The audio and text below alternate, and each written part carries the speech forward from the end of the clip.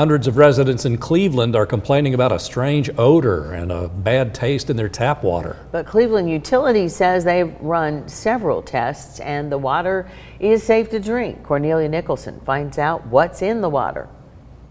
This water is straight from the kitchen sink, and while it may not look cloudy or anything wrong with it, many residents in Cleveland are refusing to drink it or even cook with it because of a horrible smell and an even worse taste. What does it taste like?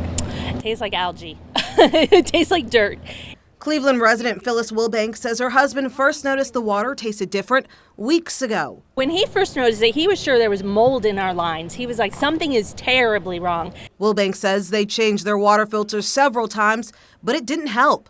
Then she noticed a horrid smell when she was showering. I was like, oh my gosh, it's swamp water smelling. It just smelled like hot algae. And algae is the cause for the dirty tasting water.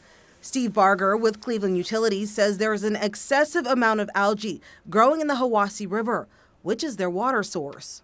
So it's affecting our source water that's going into our plants. So it's really not a treatment issue with our plants, but more of the water that we're getting out of the river. Barger says this is the first time they've ever dealt with a water issue like this.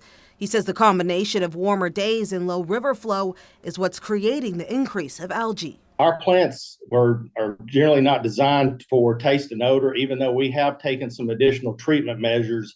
They may have, we're hoping that they have worked somewhat. Cleveland Utilities test their water daily and found it's safe to drink.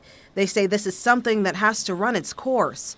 Wilbanks refuses to drink the water as only cooking with filtered water, but says something needs to be done.